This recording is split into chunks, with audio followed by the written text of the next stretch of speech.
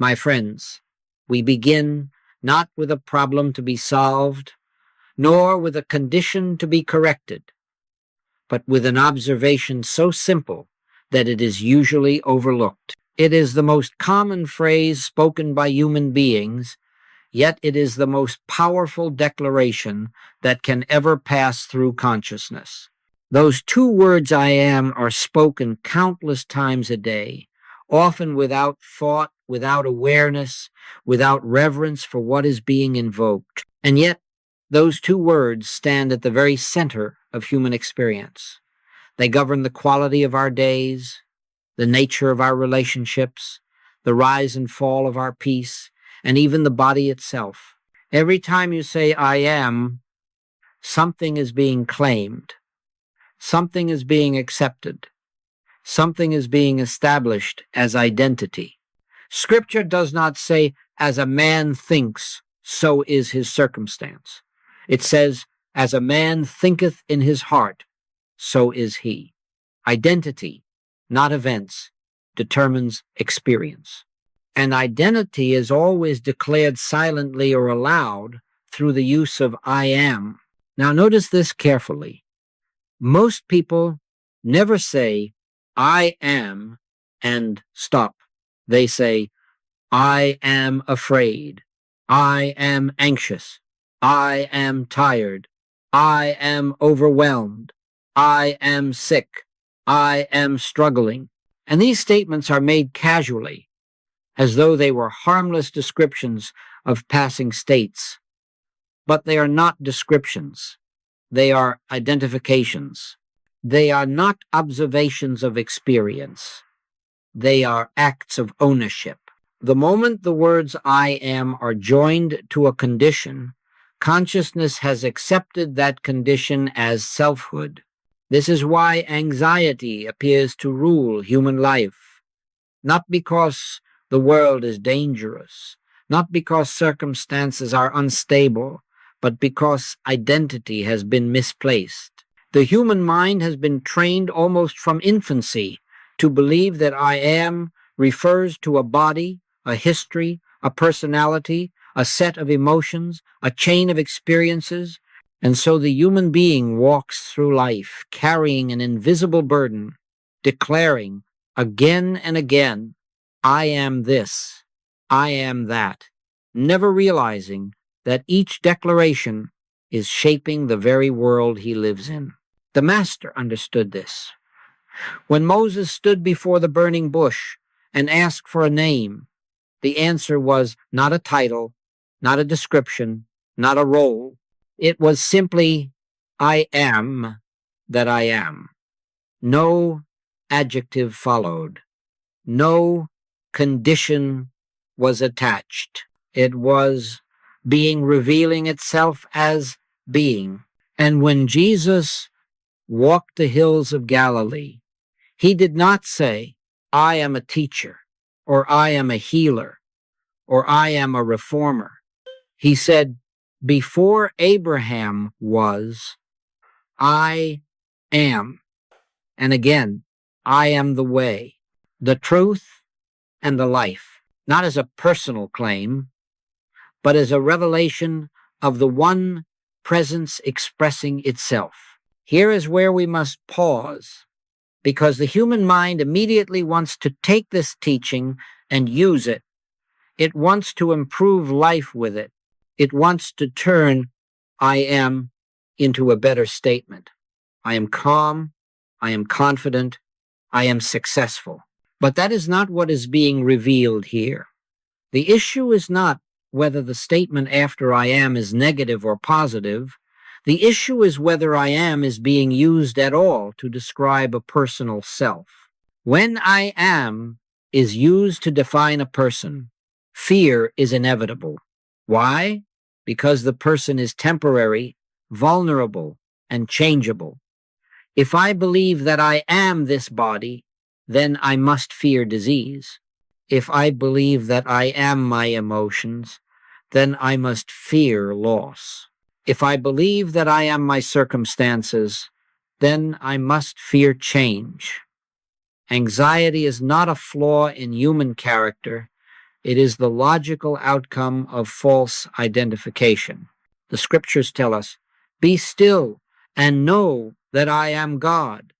Notice what is not said. It does not say, "Be busy and become better."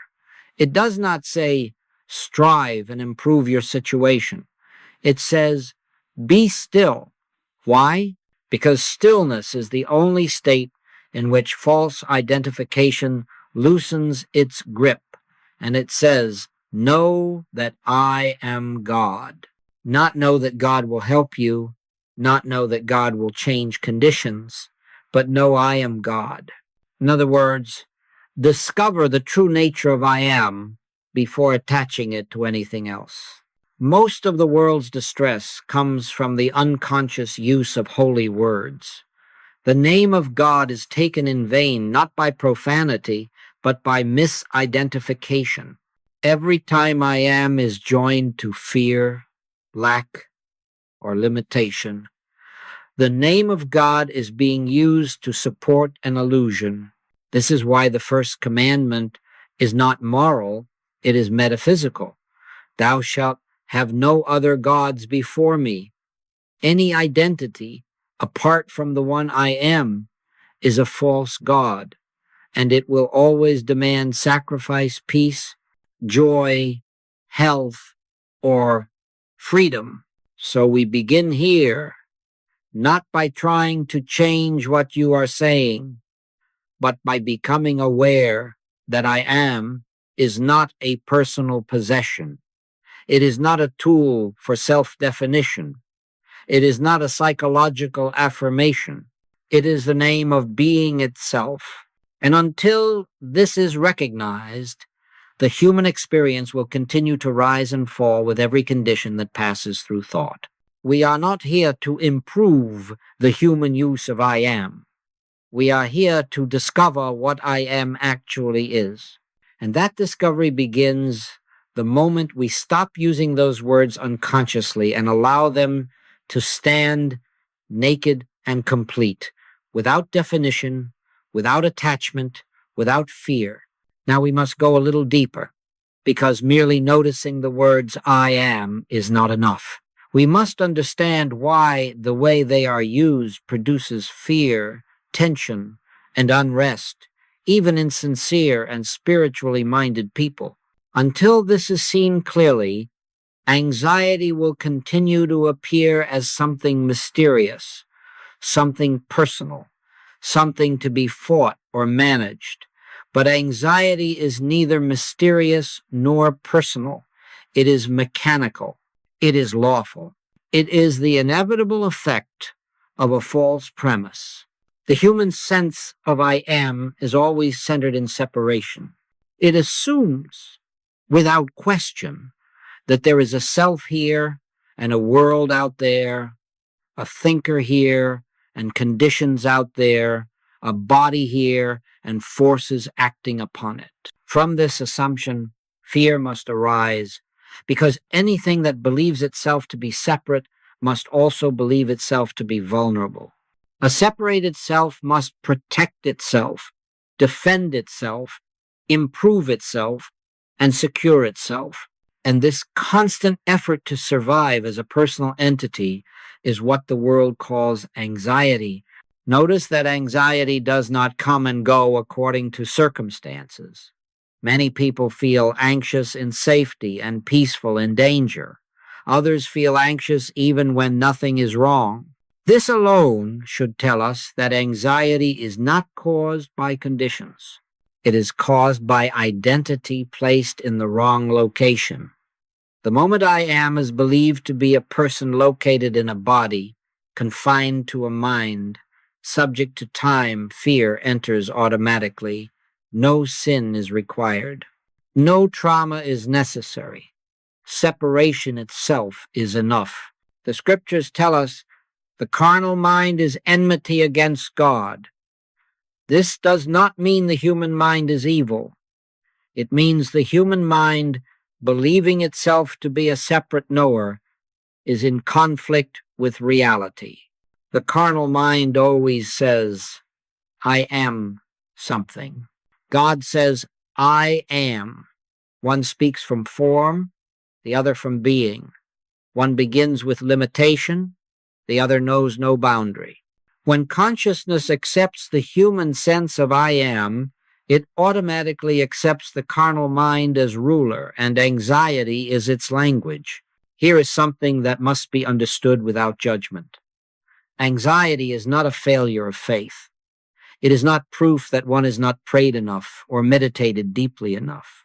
Anxiety is simply the signal that identity has drifted back into the personal sense.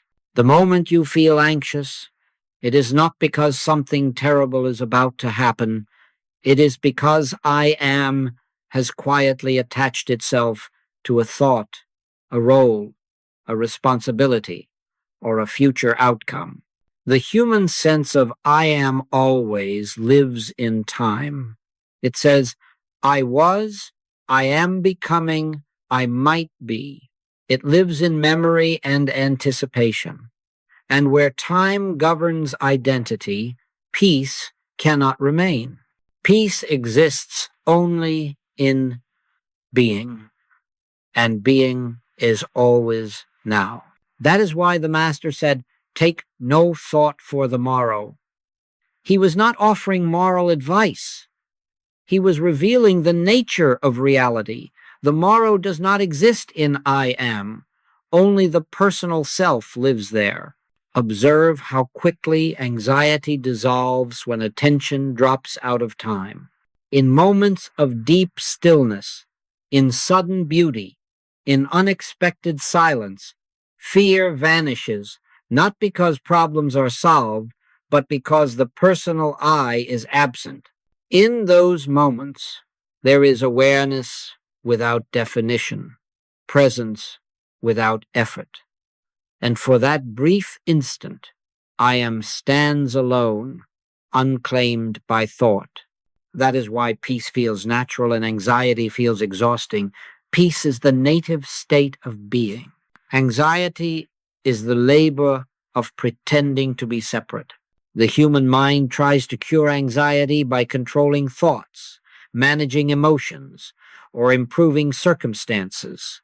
But this is like rearranging furniture in a house built on sand. The foundation remains false. As long as I am is believed to be personal, every solution will be temporary, and fear will always return in another form. One fear may leave, but another will take its place, because the root has not been touched. Let us be very clear here. The infinite way does not teach how to make the human self calmer. It teaches how to see through the human self altogether, not by destroying it, not by fighting it, but by recognizing that it was never the source of life to begin with. The personal sense of I am is not an enemy. It is a mistaken assumption. And mistaken assumptions dissolve when truth is seen, not when they are attacked. When identity rests in the human sense, life feels heavy, responsibility feels personal, outcomes feel urgent, mistakes feel dangerous. But when identity shifts even slightly away from the personal center, something remarkable happens. Life continues, actions continue, decisions are made, yet the weight is gone. Scripture describes this perfectly. I live, yet not I, but Christ liveth in me. This is not poetry. It is not symbolism. It is the description of consciousness freed from the burden of personal authorship. So anxiety is not something to be healed. It is something to be understood. It is the echo of a false claim to identity. And the moment this is seen, not intellectually, but inwardly, the struggle begins to loosen. You do not have to push anxiety away. You only have to notice that it has no place to stand when I am is no longer personal. This brings us to the turning point of our work, where we must learn to discern between I am, used as description, and I am, known as being. Without this distinction, all spiritual effort remains human. With it, effort begins to fall away. Now we arrive at a distinction so vital that without it, all spiritual practice remains human effort, and with it, effort begins to dissolve. This distinction is not theological. It is not philosophical. It is experiential. It is the difference between I am used as description and I am realized as being. Until this is clearly seen, the words I am will continue to serve the personal sense, even when spoken in the language of spirituality. When the human mind says, I am tired, I am confused, I am peaceful, or even I am spiritual, it is using I am as a label maker. It is attaching being to form. It is fastening the infinite to the finite. And no matter how refined the label may be, the act itself reduces identity to something that can change, improve, decline, or be lost. This is why even positive spiritual identities eventually lead to fear. Anything that can be defined can also be threatened. But I am, in its true sense, is never a description. It is never followed by an adjective. It is never improved, corrected, or completed. I am is being aware of itself. It is presence without perimeter. It is life, conscious of life.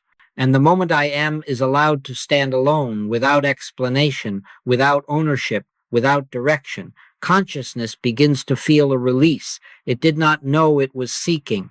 You see, the personal sense of life is always asking, who am I? But being never asks that question. Being knows itself by being itself. The question, who am I, arises only when identity has already slipped into form. The answer, therefore, is never found in thought. It is found in the cessation of the question itself. This is why the Master did not say, figure out who you are. He said, abide in me. Abiding is not thinking. Abiding is resting. It is remaining without movement. It is the awareness that does not go out to name, define, or improve. Abide in me, and I in you, he said, not as poetry, but as instruction for consciousness.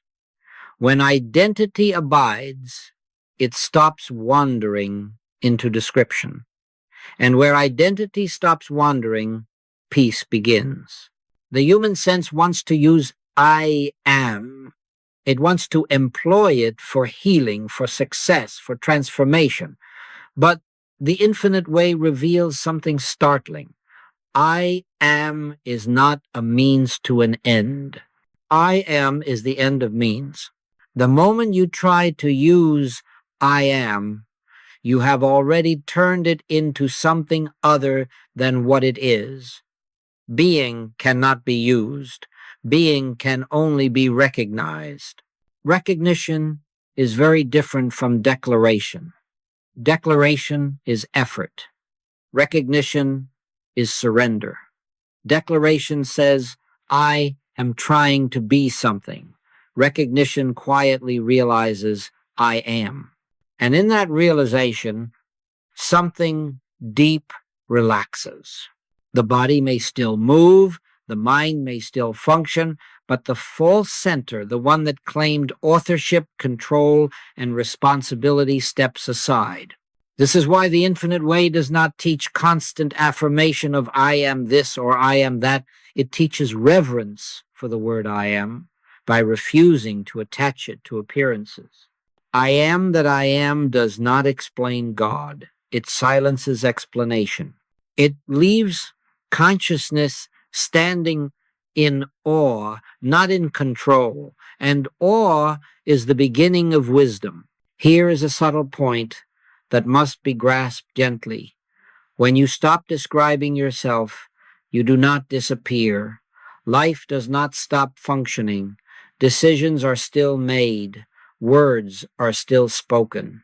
But they arise from a different center. They arise from being rather than from a person trying to become something. Scripture hints at this when it says, "It is not ye that speak, but the Spirit of your Father which speaketh in you." Notice it does not say the Spirit helps you speak better. It says the Spirit speaks. This is the freedom that comes when I am is no longer used as description. Anxiety fades not because it has been conquered, but because it no longer has an identity to attach to. Fear requires a personal I. When the personal I is not being fed, fear starves naturally. You do not have to resist it. You only have to stop giving it a name to live under. So the work before us is not to monitor every thought or correct every statement.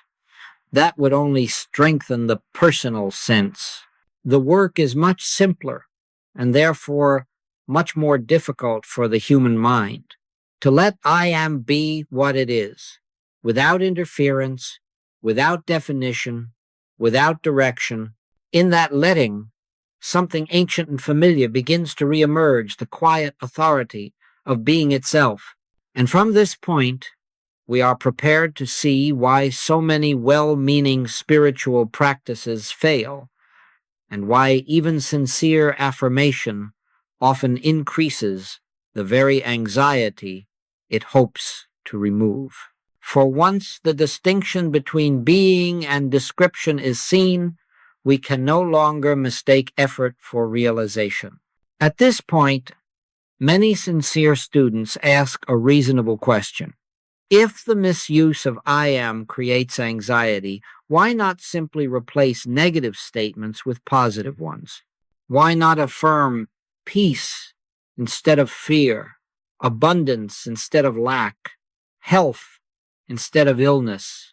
On the surface, this seems wise, and for a time, it may even appear to work. But if we look deeply, and honesty is required here, we will see why affirmation, no matter how sincere, eventually exhausts itself and often leaves the individual more strained than before.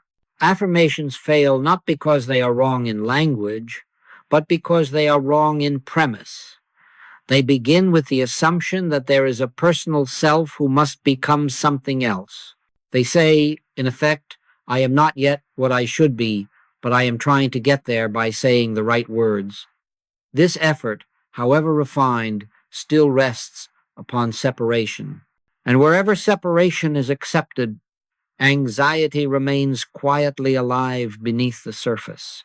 The human mind loves affirmation because it feels active. It feels as though something is being done. There is comfort in repetition, reassurance in positive language, but peace does not come from repetition, and reality is not impressed by insistence. Not by might, nor by power, but by my Spirit, saith the Lord. Spirit is not reached through pressure, mental or emotional. Spirit is revealed when pressure ceases. Many have discovered that affirmations must be constantly maintained. Miss a day, and fear returns. Miss a moment, and doubt reappears. This alone reveals their weakness. Truth does not require maintenance. Being does not require defense. Anything that must be constantly asserted has not been realized. It is still being argued for. And argument, even with oneself, is the language of division. There is another subtle danger here. When affirmations fail to bring lasting peace, the individual often concludes, I am not doing it well enough. My faith is weak. My consciousness is not high enough. And so the burden doubles. Not only is there anxiety about life, but now there is anxiety about spirituality itself. The seeker becomes a striver, measuring progress, watching thoughts, correcting language, policing inner states. This is not liberation. This is spiritual labor. The infinite way reveals something radically different. Truth is not something you make happen. It is something you stop interfering with. When the master said, "My yoke is easy and my burden is light," he was not speaking to those who had perfected technique. He was speaking to those who had laid down personal effort. The yoke becomes heavy only when the personal self insists on pulling it. Affirmations still assume a doer. They assume a thinker who must manage consciousness. But in reality, consciousness is not managed, it is uncovered. The sun does not need to be affirmed into brightness. Clouds must simply move aside. In the same way, peace is not created by saying peaceful words. It is revealed when false identity loosens its hold. Let us be very clear, lest this be misunderstood.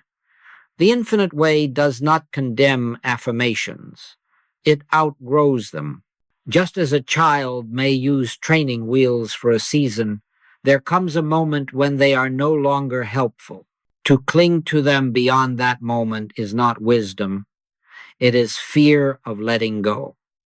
And fear of letting go is precisely what keeps anxiety alive. The great mystics did not affirm themselves into freedom. They surrendered into it. They did not say, "I am becoming divine." They realized, "I have never been anything else." This realization did not come through effort, but through stillness. "In returning and rest shall ye be saved. In quietness and confidence shall be your strength." Quietness, not assertion. Rest, not repetition. When affirmation is dropped, the mind feels exposed at first. There is a sense of groundlessness, as though one has stepped off familiar support. This is not danger. It is transition. The personal self fears silence because silence does not support identity. Silence does not echo back the story of me. And yet it is precisely in this silence that the deeper truth begins to make itself known. Here, anxiety often makes its final stand. It says, "If I stop affirming, I will lose control." But control was never real to begin with. Control belongs to the personal sense, and the personal sense is the very thing that produces fear. To release control is not to fall into chaos, it is to fall into order. "He shall keep him in perfect peace, whose mind is stayed on thee, stayed not busy, stayed not correcting." So we do not replace negative I am statements with positive ones. We go deeper. We withdraw I am from description altogether. We let it rest where it belongs, in being itself. And when this happens, something astonishing is discovered. Peace does not need to be declared. It is simply present. It does not rise and fall with thought. It does not argue with fear. It stands quietly as the very ground of consciousness. This prepares us now for the central revelation, the unveiling of the impersonal I am, untouched by human history, untroubled by circumstance, forever whole. Without this revelation, all spiritual work remains partial. With it, work begins to fall away. Now we come to the heart of the matter, the point toward which all previous understanding quietly leads. Until this is glimpsed, even briefly, spiritual life remains a journey with effort, and peace appears only in intervals. But when this is seen, not believed, not reasoned, but recognized, the search itself begins to loosen. This is the revelation of the impersonal I am. The human mind resists this at first, because it has been trained to think in terms of persons, personal God, personal self, personal destiny. And yet, throughout Scripture, whenever God is revealed, personality dissolves. At the burning bush, there is no description of form, no character, no history, only this: I am that I am. No beginning, no becoming, no opposite. Pure being, revealing itself as presence. Impersonal does not mean cold. It does not mean distant. It does not mean abstract. It means unlimited. It means untouched by human fluctuation. The impersonal I am is closer than breath, yet not confined to a body. It is intimate without being possessive. It is personal only in the sense that it is individualized, but never owned. When Jesus said, I and my Father are one, he was not elevating a person. He was dissolving personhood. He was revealing that the life speaking through him was not his. And when he said the Son can do nothing of himself, he was not expressing humility. He was stating a metaphysical fact. There is no personal doer in I am. There is only being expressing itself. This is why fear cannot survive true recognition of I am. Fear requires an owner. It needs a someone to protect. But the impersonal I am has nothing to defend. It is not born and therefore cannot die. It does not succeed and therefore cannot fail. It does not acquire and therefore cannot lose. When identity rests here, anxiety finds no footing. The human sense wants to take this revelation and apply it. How do I use this in my life? How do I make it work? But that question belongs to the personal sense, and it must gently be laid aside. The impersonal I am does not work for you. It lives as you, without agenda, without effort, without condition. In him we live and move and have our being, not with him, not by him, in him. This is the great reversal that so few accept at first.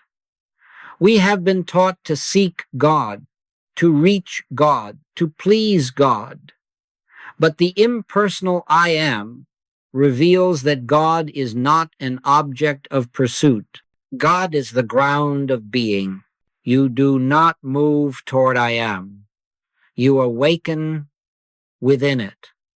An awakening is not an act. It is the cessation of the belief that you were ever outside. At first, this realization may feel strangely ordinary.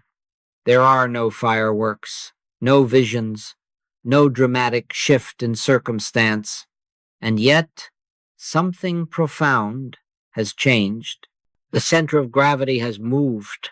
Life is no longer being lived from a person trying to manage existence, but from being expressing itself effortlessly. Scripture hints at this when it says, I will work, and who shall let it? When I am is recognized, life moves of its own accord. Here, silence becomes sacred, not as a technique, but as a natural state. Silence is not the absence of sound. It is the absence of the personal narrator. In this silence, guidance is not sought, it arises. Peace is not requested, it is felt. Supply is not demonstrated, it unfolds. Before they call, I will answer. And while they are yet speaking, I will hear. Not because requests are answered faster, but because the sense of separation has thinned. This is why the Infinite Way places such emphasis on receptivity. Receptivity is not passivity. It is alert stillness. It is the willingness to let go of the false claim to authorship and allow being to be what it already is. In receptivity, there is no attempt to become spiritual. There is only the quiet recognition that life is already whole. The impersonal I am does not belong to saints more than sinners, to mystics more than seekers. It is not earned by discipline, nor lost by failure. It is the same I am shining through every life, whether recognized or not. The difference between bondage and freedom is not possession, but recognition. The light shineth in darkness, and the darkness comprehended it not. Darkness is not evil, it is simply unawareness. So we do not strive to hold this revelation. Holding is effort. We allow it to hold us. We rest again and again in the simple awareness of being, without naming it, without directing it, without claiming it, and slowly, gently, life reorganizes itself around this new center, not by force, but by grace. From this point forward, the question is no longer, how do I get rid of anxiety? The question dissolves, because anxiety is seen for what it is, a shadow cast by mistaken identity. And when the light of I am is allowed to stand unobstructed, the shadow fades of its own accord. When the impersonal I am is even faintly recognized, something begins to happen that the human mind cannot explain, because it is not a process and it is not an achievement. Anxiety does not gradually improve. It simply loses its center. It is not healed. It is displaced, not pushed away, not denied, not reasoned out of existence, but rendered unnecessary. You see, anxiety has no life of its own. It feeds entirely upon identification. It requires a claimant. It must have someone who says, "This fear is mine." The moment that ownership weakens, anxiety becomes like a voice echoing in an empty room, still sounding for a moment, but without authority, without substance, without direction. And in time, even the echo fades. This is why recognition, not treatment, is the infinite way. Recognition does not go after anxiety. It goes after the one who thinks he has anxiety. When that one is seen to be a mistaken sense of self, fear has nowhere to lodge. Scripture puts this in a single, quiet statement. Perfect love casteth out fear. Love here is not emotion, it is oneness. Fear cannot exist where there is no second. Many people wait for anxiety to disappear before they trust God, but the order is always the reverse. Trust does not come because fear is gone. Fear goes because trust has no opposite. And trust, in its highest sense, is not believing that things will work out. It is resting in the fact that being is already complete, and therefore nothing is required to secure it. Observe something important. When anxiety dissolves through recognition, circumstances do not necessarily change immediately. Bills may still be unpaid. The body may still carry sensations. Decisions may still need to be made. But the weight is gone.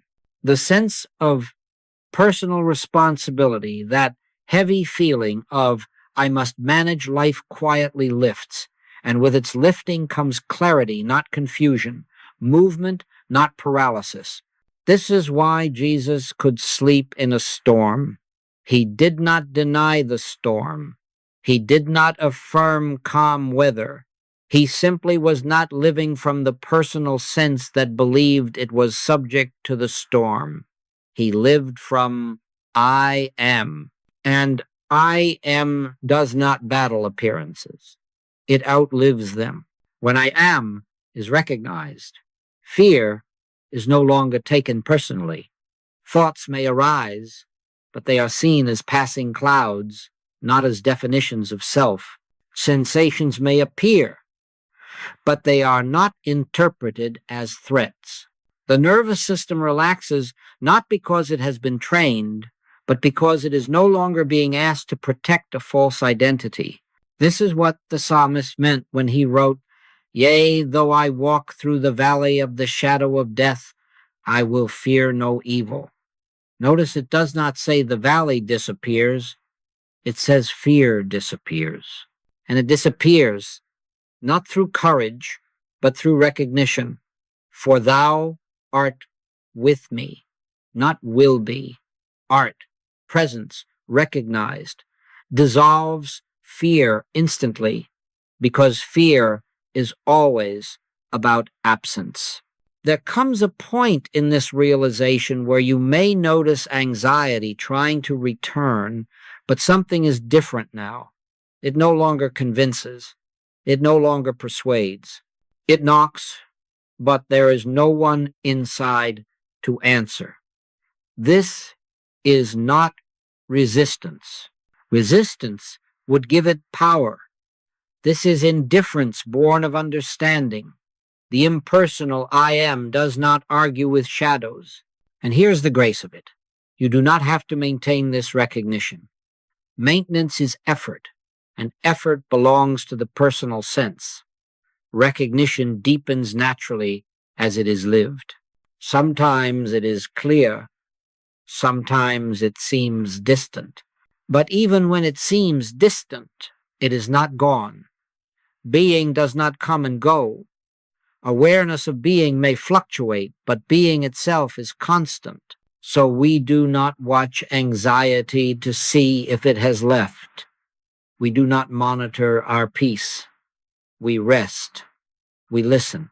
We return again and again, not to a statement, not to a technique, but to the quiet awareness of presence. Return unto thy rest, O my soul. The soul does not create rest, it returns to it. In this resting, life continues. Problems resolve not always in the way the mind expects, but always in the way that preserves harmony. Guidance appears not shouted, not dramatic, but unmistakable. And gradually, without fanfare, anxiety becomes something remembered rather than experienced.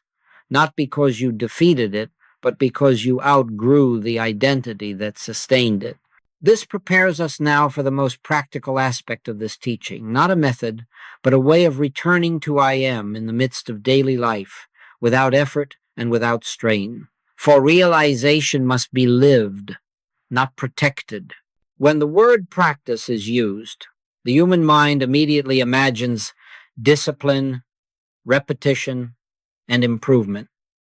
But the practice we speak of here is not an activity added to life. It is a return from distraction. It is not something you do to reach I am. It is what happens when you stop wandering away from it. In truth, there is only one practice in the infinite way, the practice of non-interference. Returning to I am does not require posture, time, or ritual. It requires only a willingness to pause, sometimes for a moment, sometimes for a breath, and to let awareness rest without direction. You do not go inward to find something. You simply stop going outward to name, judge, or fix. And in that stopping, something is already present. This return often happens spontaneously. A sentence ends, a thought loses momentum. There is a brief gap. In that gap, awareness stands free, without history, without future. That is, I am. Not dramatic, not mystical, not impressive, simply present. And the more reverence you give to that gap, not by holding it, but by not rushing past it, the more natural it becomes. Many students try to hold I am. That too is effort. I am does not need to be held. It is that which holds you. The return is gentle. It may happen 100 times a day, for a second at a time. Each return loosens the habit of personal identity. Each return weakens the false claim that I must manage life Scripture calls this praying without ceasing, not because words are always spoken, but because awareness remains available. Even in activity, even in conversation, there can be a quiet knowing beneath the surface, a sense that life is living itself. When this is glimpsed, strain begins to fall away from action. Doing becomes lighter, simpler, more accurate. And if you forget, if you become lost again in thought, emotion, or fear, nothing has been lost. There is no failure here. Forgetting is part of the human rhythm. Remembering is the grace that follows. Each remembering is enough. Sufficient unto the day is the evil thereof. We do not store recognition. We live it.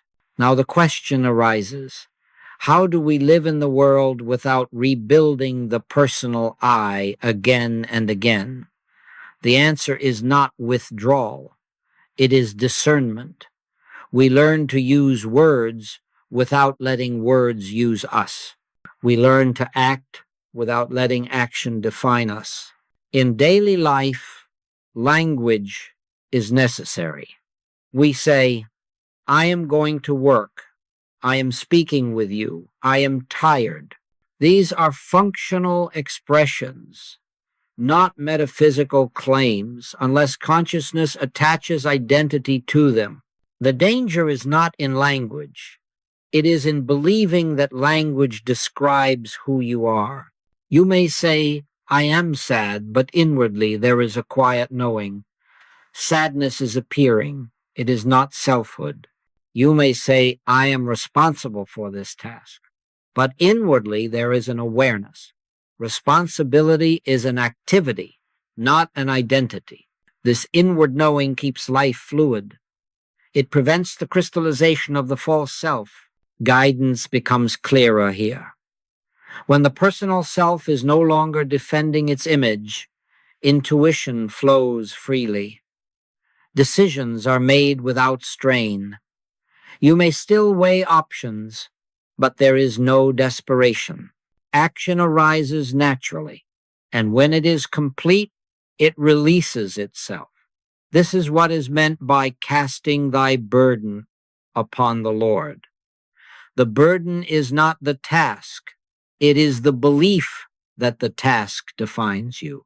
It is important now to distinguish between two states that are often confused.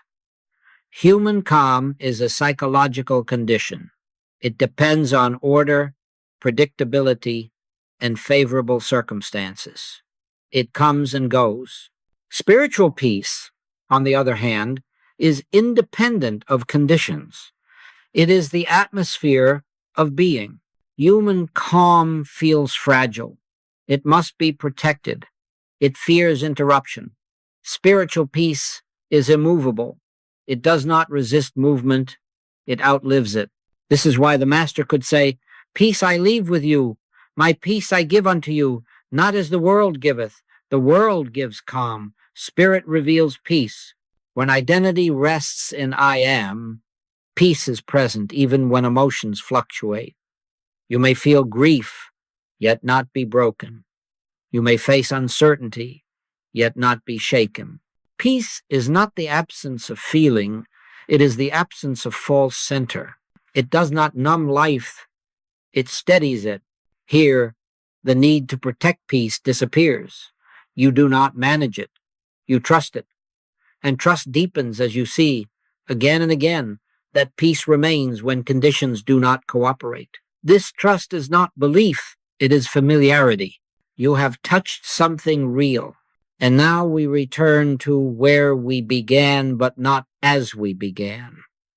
We return to the words I am, no longer as tools, no longer as declarations, but as revelation. We see now that seeking was never for peace or healing or supply. Seeking was for identity, and identity was never lost, only mislocated. When I am is recognized, seeking ends naturally. not because all questions are answered, but because the one who questioned has been gently laid to rest. Life continues. Learning continues. Growth continues. But the anxious search for completion dissolves. He that drinketh of the water that I shall give him shall never thirst, not because he has more water, but because thirst belonged to separation. There is nothing here to conclude, nothing to summarize, nothing to take away. Truth does not need a closing statement. It needs space. So we leave this teaching where it belongs, not in thought, but in awareness, not in memory, but in presence. Be still and know that I am.